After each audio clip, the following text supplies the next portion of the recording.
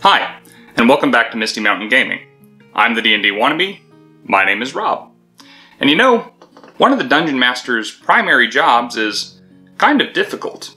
But this week, I'm going to teach you how to handle it with class. Wait, difficult? Class? Yeah, no, this is the difficulty class video. Player characters try and do a lot of stuff. It's what they do. They're the heroes. And some of that stuff has a quantifiable threshold of success. If they try and hit a dragon with an armor class of 21 and they roll an 18, they miss, for example.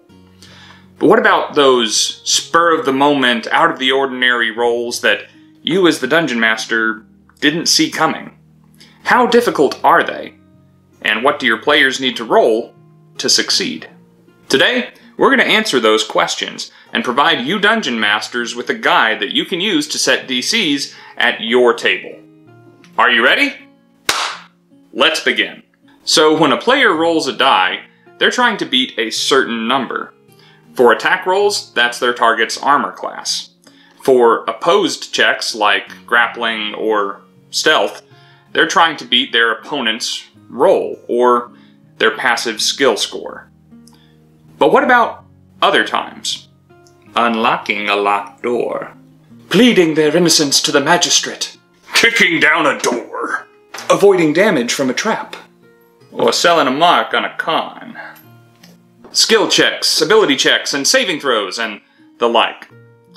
Well, in those cases, and virtually every other, they're trying to beat that check's DC, or difficulty class. A check's difficulty class is just representative of how likely or unlikely a character is to succeed at a particular task. Some DCs are already set for you. For example, if you're playing through a published adventure, the check required and the difficulty of that check is often written for you in black and white.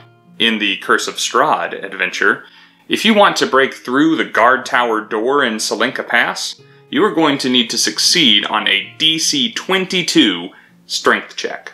The same goes for spell save DCs and the DCs for spell-like abilities for NPCs and monsters in the game. The number that you need to roll is clearly printed in their stat block. Other DCs can be easily calculated. For example, the spell save DCs for homebrew monsters or player characters. You take 8, add a proficiency bonus and the relevant ability score modifier, and presto, DC. But what if you're running a homebrew creature in a homebrew adventure in a homebrew setting? Or what if your players just do something crazy and off the wall that the printed adventure didn't prepare you for? What then? How do you decide what the DC is? Well, the Dungeon Master's Guide provides you with this handy chart. If you have an idea of how difficult the task would be to perform, you can just use the associated number. For example, if you think that it would be moderately difficult to kick down a sturdy door that has rusty old hinges, you might set the DC for that check at a 15. But don't click away just yet. This chart is not everything that you need to know. It's important to understand how these numbers translate into a likelihood for success. Set the DC too low, and anyone can succeed. Set it too high, and even skilled characters are likely to fail. So, let's dig a little deeper. Let's start with an easy task. DC 10. Easy tasks are ones that anyone, and I mean everyone, will succeed at about half the time. Even characters with no modifiers in a relevant ability score and proficiency in no relevant skills will still succeed a little more than 50% of the time, because they're rolling a d20 and all they have to do is roll a 10 or better. So characters who do have talents or skills in these areas are going to find these checks trivial. Normally, there's no need to roll when the DC for a check is this low, unless the consequences for failing are dangerous. Otherwise, you can just generally assume that your party and most of your NPCs are going to succeed. Riding a tame but unfamiliar mount, bribing a corrupt city official, or convincing a bartender to pour a little heavy for you and your friends after a generous tip all sound easy to me. This goes double for very easy tasks, set at DC 5. Here, characters with no relevant ability score modifiers or special training are going to succeed 75% of the time, a high likelihood. Let alone your stalwart adventuring heroes who face dragons and giants on the regular. Sharpening your weapon without hurting yourself, managing not to drown while swimming, or dancing a familiar and traditional dance at the ball are all very easy tasks. Having players roll for a DC 5 check is pretty much a waste of time since they're so likely to succeed, and should only be used when there are dire consequences for failing something so trivial. Full disclosure, I never use DCs this low at my table. Then we step up to moderate difficulty, DC 15. Here we see the chances of failure take a significant step forward. Characters who face challenges of this caliber, that are unused to them or untrained to face them, aren't likely to succeed. In fact, they will fail 75% of the time. While characters with good ability score modifiers who get to add their proficiency bonuses to the check may conquer such tests without breaking a sweat, characters who aren't prepared to face such challenges aren't likely to succeed. Moving a large boulder is mundane for the strong man, and melting the hearts of an old crone is a simple task for the charmer. But your average Joe isn't going to have much luck. Then we step up to hard. Now, don't let the name fool you. I know hard doesn't sound very intimidating, but when you realize that a character attempting a hard check without any relevant modifiers only has a 5% chance of succeeding, things get pretty real. Normal people are almost certainly going to look at a DC 20 challenge and not even try. Nope, I'm out of here. Why waste the effort? They're not going to succeed. It takes someone with a real aptitude for this sort of challenge to even stand a chance of success. That looks difficult. And even they probably need to roll well. Be very judicious when applying a DC this high in your games. Deciphering a code without its cipher, minimizing the effects of a normally fatal poison, or convincing a peckish dragon that you're more valuable as an asset than an entree, could all be considered hard. Now comes DC 25. Very hard. Again, words can be deceiving.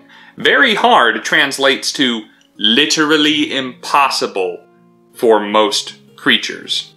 You can't roll a 25 on a 20-sided die, so you need bonuses to your roll to be able to even stand a shot at success, and pretty significant ones.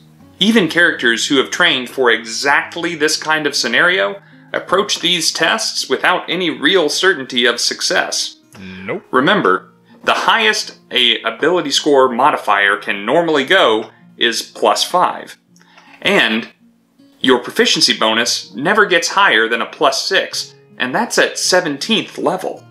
This means that even characters who are supposed to be good at this sort of thing, who have maxed out their relevant ability score, who are proficient in the check, and of a significantly high level, still need to roll a 15 or higher Not a problem. to stand a chance. Finding suitable food and water in a desert, following a single set of tracks through the aftermath of a gruesome battle, or persuading the villain to spare the life of a party member, are all very hard checks. Use with caution. DCs set this high should feature pretty rarely in your games. Finally, we come to the limits of possibility. Now, we talked in a previous video at length about how there are some things that just shouldn't be rolled for because they are simply impossible, no matter who is making the attempt. But sometimes there is that chance of success, no matter how slim, that something is possible. It would take someone of great natural talent, of impressive skill, and would require a lot of luck. But it is possible. For those cases, there is DC 30. Nearly impossible. When someone hears of someone performing a feat with a DC 30, they don't say, "No way." They say, "Psh, no way."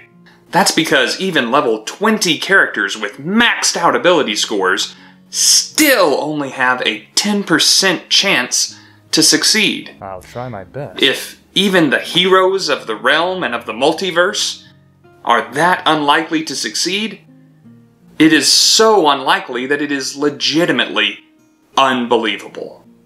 Examples of nearly impossible tasks include tricking a demigod, curbing the will of a sentient magical artifact, or managing to survive the power of a universe coursing unchecked through your body, even for a moment. As a sidebar, this is why I love expertise so much in D&D 5th edition.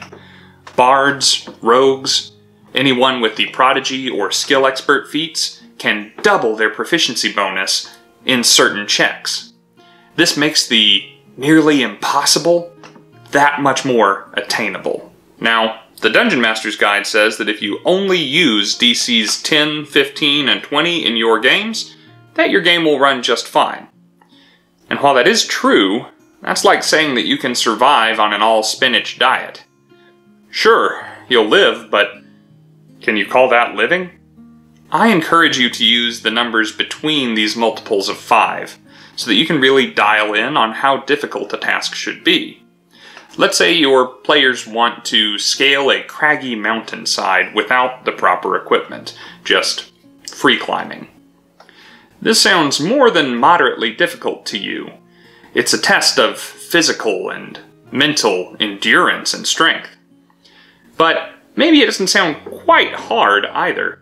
I mean, the weather is fair, the rocks are dry, and there's plenty of hand and footholds. So maybe set that DC for that strength athletics check somewhere between moderate, 15, and hard, 20. Say 17, maybe an 18. Maybe a task you have in mind is harder than hard, but easier than very hard. So you want to set the DC between 20 and 25. Maybe a 22 or 24. Setting the DC in these gray areas between these numbers helps you be very specific in the difficulty of a check and gives your players a greater shot at success. Finally, however you decide to set DCs at your table, be consistent. Your players crave, and deserve, the ability to know which attempts are and aren't worth the risk. It's their character's well-being that's on the line, after all. That's it, guys. That's the difficulty class video. You know, this probably isn't going to go down as one of my more entertaining or successful videos, but I'll wager someone out there needed to hear this. If that's you, this one's for you, Big Papa. I mentioned the skill expert feat in this episode. Over on our podcast, Bardic Twinspiration, my brother and I just finished our 2-episode miniseries on the best and worst feats in D&D 5th edition. Spoilers, skill expert made my top 5. Go see which other feats we loved and hated by following the link in the description below. As usual, I'm going to be live on Twitch twice per week. On Monday nights, I play D&D with a great cast of cosplayers and voice actors. And on Friday nights, I play video games and interact with you in the chat. I hope to see you there. Until then, friends and adventurers, farewell and Godspeed.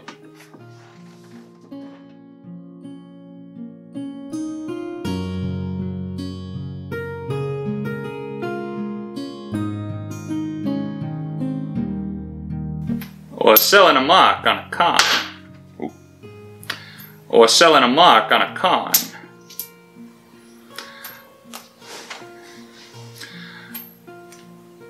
Or selling a mark on a con.